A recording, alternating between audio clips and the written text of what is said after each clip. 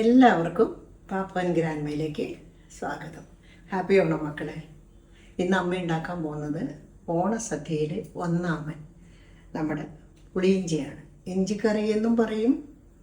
തൊടുകറികളിൽ കേമനാണ് ഇവൻ പായസമൊക്കെ കഴിച്ച് നാരങ്ങ വടക് പുളി നാരങ്ങ ഇതൊക്കെ ഒരു ഇഞ്ചിയും കൂടി തോണ്ടിക്കഴിഞ്ഞാൽ നമ്മുടെ അന്നത്തെ സദ്യ ഉഷാറായി. അപ്പോൾ ഇത് സദ്യയിൽ ഒന്നാമൻ തന്നെയാണ്. ദഹനം ഇഞ്ചിയല്ലേ, ദഹനം കിട്ടും. അപ്പോൾ അതിന് വേണ്ടിയിട്ട് എന്തെല്ലാം സാധനങ്ങൾ വേണമെന്നുള്ളത് പലരും പല രീതിയിലാണ് കേട്ടോ ഇഞ്ചി കറി ഉണ്ടാക്കുന്നത്. ചിലവർ ഭയങ്കര നൈസ് ചോപ്ഡായി, ചിലർ വറുത്തിട്ട് അമ്മിയിൽ അരച്ച് ചെയ്യും ഇഞ്ചി, അങ്ങനെ ചെയ്യുന്നവരുണ്ട്. പക്ഷെ അമ്മ നന്നായിട്ട് ചോപ്പ് ചെയ്തിട്ടാണ് ഇത് ചെയ്യുക, ഒരു പൊട്ടിക്കനായിരിക്കും. അപ്പോൾ അതിന് വേണ്ടുന്ന സാധനങ്ങൾ എല്ലാവർക്കും അറിയാം, എല്ലാവരും ഉണ്ടാക്കുന്നതാണ്. ഇപ്പോഴത്തെ കുട്ടികളെല്ലാം യൂട്യൂബിൽ നിന്നൊക്കെ എല്ലാം ചെയ്യുന്നതാണ്. പക്ഷേ ഈ ഇഞ്ചിക്കറി അമ്മ പഠിച്ചത് യൂട്യൂബിൽ നിന്നൊന്നുമല്ല. പണ്ട് കാലത്ത് അമ്മയ്ക്ക് അന്ന് ഒരു 25 വയസ്സാണ്. അമ്മയുടെ ഫസ്റ്റ് ഓണം, അച്ഛനും കൂടിയുള്ള ഫസ്റ്റ് ഓണത്തിന് അത് അന്ന് മാസത്തിൽ 2 പ്രാവശ്യം വനിത വരും. അപ്പോൾ ആ ഓണ വനിതയിൽ ഇങ്ങനെ ഓണസദ്യയുടെ വിഭവങ്ങൾ ഉണ്ടായിരുന്നു. അപ്പം അമ്മ പഠിച്ചത് അതിലാരോ ചെയ്ത്, അത് ആരാണെന്നൊന്നും അമ്മയ്ക്ക് അറിയില്ല. ആ ബുക്ക് നോക്കിയാണ് അമ്മ അന്ന് ഇഞ്ചിക്കറി വച്ച് പഠിച്ചത്. അതിനുശേഷം അന്ന് തുടങ്ങി ഇന്ന് വരെ ഈ അതേ മെത്തേഡ് തന്നെയാണ് ഞാൻ ഇപ്പോഴും ചെയ്തുകൊണ്ടിരിക്കുന്നത്. അത് ചെയ്ത് പ്രാക്ടീസ് ചെയ്ത് അതിനൊരു തനതായ ഒരു ഭയങ്കര ടേസ്റ്റ് തന്നെ വന്നു എന്ന് പറയും. ഈ കൈപ്പുണ്യം എന്ന് പറയണത്, ഷെഫ് പിള്ള പറയണത് എന്താണെന്നറിയാമോ? ഞാൻ കേട്ടതാണ്. കൈപ്പുണ്യം എന്ന് പറയുന്നത് പ്രാക്ടീസാണ് അത്രേ. നമ്മൾ ചെയ്ത് ഒരു സാധനം നമ്മൾ ഒരുപാട് പ്രാവശ്യം തന്നെ റിപ്പീറ്റ് ചെയ്ത് കഴിയുമ്പോൾ അതിൻ്റെ കുറവുകൾ മനസ്സിലാക്കി ചേർത്തും കുറച്ചും കൂട്ടിയൊക്കെ വരുമ്പോൾ അതിനൊരു ടേസ്റ്റ് വരും. അപ്പോൾ അത് നന്നായി വരും. അതാണ് കൈപ്പുണ്യം. അല്ലാണ്ട് ഇപ്പോൾ പാചകക്കാരൻ്റെ മക്കൾക്ക് അത് നന്നായിട്ട് പാചകം ചെയ്യാൻ അറിയണമെന്നില്ല. നമ്മുടെ പ്രാക്ടീസാണ്. അപ്പം നമ്മളൊരു സാധനം ഉണ്ടാക്കിയാൽ അത് ഇടയ്ക്കിടയ്ക്ക് ഉണ്ടാക്കുക. അപ്പോൾ ഉണ്ടാക്കി കഴിയുമ്പോൾ അതിൻ്റെ രുചിയും കുറവുകളൊക്കെ നമുക്ക് മനസ്സിലാക്കും, ടേസ്റ്റിൻ്റെ നാവിൽ വരും. അങ്ങനെ നമ്മുടെ കൈപ്പുണ്യത്തിൽ നമ്മളൊന്ന് ട്രൈ ചെയ്ത് നോക്കാം. അപ്പോൾ അതിന് വേണ്ടുന്ന സാധനങ്ങൾ ഇത്രയുണ്ട്. അപ്പോൾ ഈ കറിക്ക്, നമ്മുടെ ഇഞ്ചിക്കറിക്ക് ആവശ്യമായ സാധനം ആദ്യം തന്നെ വേണ്ടത് ഇഞ്ചിയാണ്, പച്ചമുളക്, കരിവേപ്പില, പുളി, മുളക് പൊടി, കുറച്ച് മല്ലിപ്പൊടി, ആവശ്യത്തിന് ഉപ്പ്, മഞ്ഞൾപ്പൊടി, കുറച്ച് കായം, പിന്നെ ശർക്കര. ഒരു മധുരം വേണമല്ലോ, മധുരം ഇഷ്ടമനുസരിച്ചിട്ട് നമുക്ക് ചെയ്യാം. പിന്നെ അത് വറവിടാൻ ഉണക്കമുളകും കറിവേപ്പിലയും കടുകും ഉലുവയും. അപ്പോൾ ഇത്രയും സാധനമാണ്. കാണുമ്പോൾ കുറേ ഉണ്ടാവുമായിരിക്കും, പക്ഷേ നമ്മൾ കാര്യങ്ങൾ കൂട്ടിയൊക്കെ വരുമ്പോൾ കുറച്ച് ഉണ്ടാവുള്ളൂ. ഈസിയാണ്. ഉണ്ടാക്കിയാലോ? അപ്പോൾ നമ്മൾക്ക് നമ്മുടെ പുളിയിഞ്ചി ഉണ്ടാക്കാം. പുളിയിഞ്ചി ഉണ്ടാക്കാനായിട്ട് ആദ്യം നമ്മൾ എടുത്ത് വെച്ചേക്കണം നമ്മുടെ മല്ലിപ്പൊടിയില്ലേ, അതൊന്ന് പതുക്കെ ഒന്ന് ചെറു തീയിൽ, ഭയങ്കര തീ കരിയാതെ നോക്കണം. അത് ആ പച്ചമണം ഒന്ന് മാറിക്കിട്ടാൻ ഒന്ന് ചൂടാക്കുകയില്ല, ചെറുതായി ഒന്ന് വറുത്തെടുക്കണം. അത് നമ്മുടെ കൈ മാറി ഇത് വെച്ചിട്ട് വേറെ സ്ഥലത്തേക്കൊന്നും നമ്മൾ പോകരുത്. അതിൻ്റെ പച്ച മണവും പോകണം, പച്ചക്കൊത്ത് പോകണം. മല്ലിയല്ലേ, അതൊന്ന് വറുത്തെടുക്കാം. അപ്പം നമ്മുടെ മല്ലി അതിൻ്റെ മണമൊക്കെ മാറി പച്ചക്കൊത്തൊക്കെ പോയി കരിഞ്ഞിട്ടില്ല. നമുക്കതൊരു പാത്രത്തിലേക്ക് മാറ്റാം.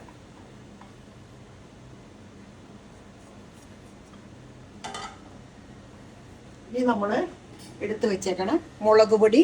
അതേപോലെ തന്നെ തീ കുറച്ച്, ഞാൻ തീ ഓഫ് ചെയ്തിട്ടുണ്ടായിരുന്നു കേട്ടോ, അതേപോലെ തന്നെ ഒന്ന് ചൂടാക്കി എടുക്കാം. ഭയങ്കര സിമ്പിളായിട്ട് എനിക്ക് തോന്നിയേക്കണേ. ഇത് അരിച്ചൽ മാത്രമേ ഒരിച്ചിരി പാടായിട്ടുള്ളൂ, അരിഞ്ഞെടുക്കാൻ ഭയങ്കര പാടാണ്. പൊടിയായിട്ട് അരിയണ്ടേ.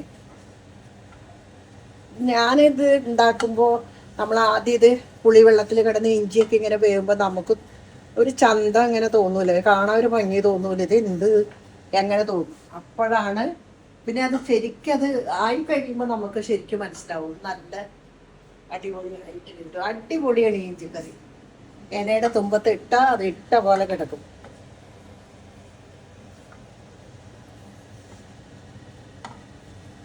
മുളകിൻ്റെയും പച്ചക്കുത്തൊന്ന് മാറി തുടങ്ങിയിട്ടോ. മല്ലി ഒന്ന് ചൂടാക്കിയെടുത്തു. അതേപോലെ തന്നെ മുളകും ചൂടാക്കി രണ്ടും കൂടി നമ്മൾ മിക്സ് ചെയ്തു കേട്ടോ.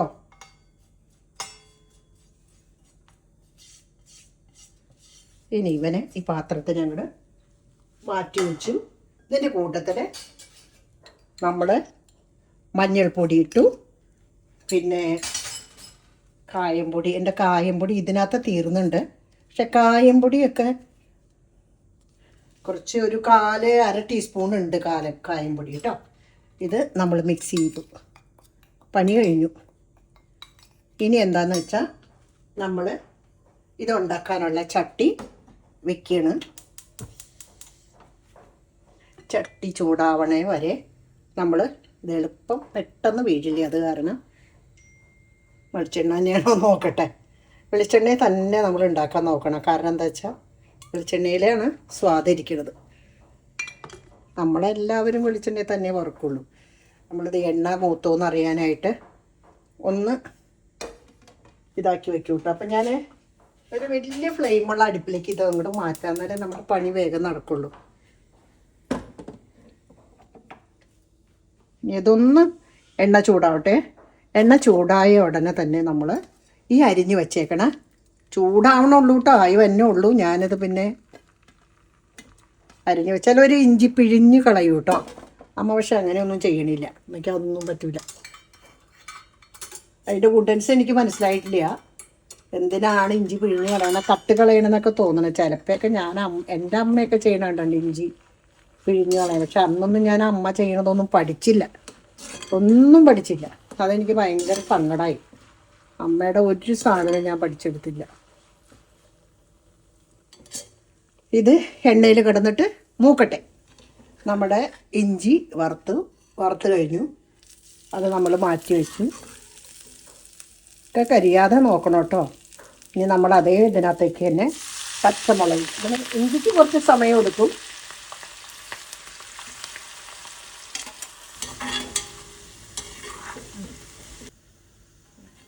അപ്പോൾ നമ്മുടെ മുളകും കുറച്ചൊന്ന് വറുത്ത് കോരി കഴിഞ്ഞു. ഇനിയാണ് നമ്മുടെ ലാസ്റ്റ് പുളി ഇഞ്ചിയുടെ പണിക്കൂട്ട് വരാൻ പോകുന്നത്. അപ്പോൾ നമ്മൾ ഇഞ്ചിയും പച്ചമുളകും വറുത്ത് കഴിഞ്ഞു. അതിനകത്തേക്ക് നമ്മൾ കടുകിട്ടു. കുറച്ച് വെളിച്ചെണ്ണ നമ്മൾ മാറ്റി വെച്ചു കേട്ടോ. കുറച്ച് ഉലുവ, കടുകിനേലും കുറവാണ് ഉലുവ എടുക്കുന്നത്. പിന്നെ ഉണക്കമുളക്, കരിവേപ്പില, ഇത്രയും സാധനം ഇട്ടു. പിന്നെ നമ്മൾ തീ എപ്പോഴും കുറച്ചിടാനായിട്ട് നോക്കണം. കടുക് പൊട്ടിക്കഴിഞ്ഞാൽ പട്ടേന്ന് പൊട്ടി തുടങ്ങി കേട്ടോ. കടയെല്ലാം പൊട്ടിക്കഴിഞ്ഞു. നമ്മൾ മെല്ലെ നേരത്തേക്കൊക്കെ തെറിക്കാതെ നോക്കണം കേട്ടോ. നമ്മുടെ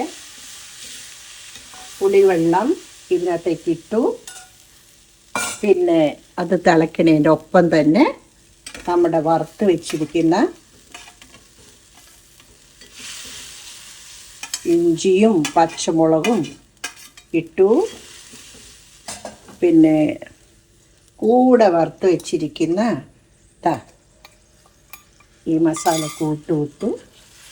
ഇനി ഇവനിവിടെ കിടന്നിട്ട് നന്നായിട്ട് വേഗണം. കുറച്ച് ചൂടുവെള്ളം ഒഴിക്കണം കേട്ടോ. ഇതിപ്പോൾ ഇത്തിരി തിക്ക് കൂടുതലാണ്, അപ്പോൾ നമ്മൾ നോക്കണം. ഇതിന് മല്ലിപ്പൊടി ഉള്ളത് കൊണ്ട് പെട്ടെന്ന് കുറുകും, അപ്പോൾ അതില്ലാതിരിക്കുക. ഇപ്പം നമ്മൾക്ക് ഈ ഒരു കളറാണ് കിട്ടിയിരിക്കുന്നത്. കുറച്ച് കഴിയുമ്പോൾ ഇവൻ്റെ കളറൊക്കെ അങ്ങ് മാറും. പിന്നെ അത് മല്ലിപ്പൊടി, മുളക് പൊടി, കായംപൊടി എല്ലാവരും നമ്മളിട്ടു. പിന്നെ ഇടാൻ മറന്നുപോയില്ലേ, ഉപ്പ്. അപ്പോൾ നമ്മളിത് ഈ ചട്ടി ആയതുകൊണ്ട് ഭയങ്കര ചൂടാട്ടോ. ഞാൻ ഭയങ്കര സിമ്പിളാണ് ഇട്ടേക്കണേ. പക്ഷെ ആ ഇഞ്ചി ഒന്ന് കറി പച്ചക്കുത്തൊക്കെ ഒന്ന് മാറി കിട്ടാൻ വേണ്ടിയിട്ടാണ്. എന്താ കുറുകി വരുമ്പോൾ അതിൻ്റെ നിറമൊക്കെ മാറുന്ന കണ്ട നോക്കൂ. ഇനി നമുക്ക് ഈ ശർക്കരയും കൂടി ഇട്ട് കൊടുക്കാം.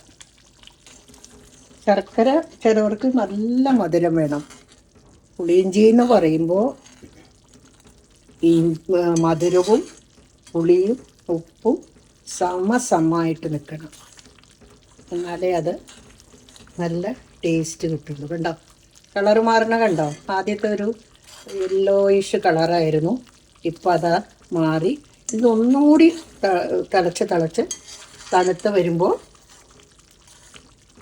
നല്ല ഒരു ബ്ലാക്ക് കളറായി കിട്ടും. നാളത്തേക്ക് ആവുമ്പോൾ ഇത് മേലൊക്കെ വീഴാണ്ടൊക്കെ നോക്കണം കേട്ടോ. തിളച്ച് പോകുമ്പോൾ ഇച്ചിരി ചെറുതാണ് ഇതിൻ്റെ, അതിൻ്റെ നല്ല ചൂടല്ലേ. എന്താ തിളയ്ക്കണ കണ്ടോ? ഇപ്പോൾ ഓൾമോസ്റ്റ് നമ്മുടെ ഇഞ്ചിക്കറി റെഡി ആയി കഴിഞ്ഞു. കണ്ടോ, ഇതാ നോക്കൂ, കഴിഞ്ഞു. ഇതിൽ ഞാൻ നേരത്തെ ഇട്ട ശർക്കര മധുരം കുറവാണ്, എനിക്ക് അതിൻ്റെ മധുരം കുറവാണ്. അപ്പോൾ കുറച്ചുകൂടി ശർക്കര ഇടുന്നു. ശർക്കര ഇച്ചിരി കൂടുമ്പോൾ ഇതിൽ ചുമ വരണം. ഇഞ്ചിക്കൊരു കുത്തുണ്ടല്ലോ,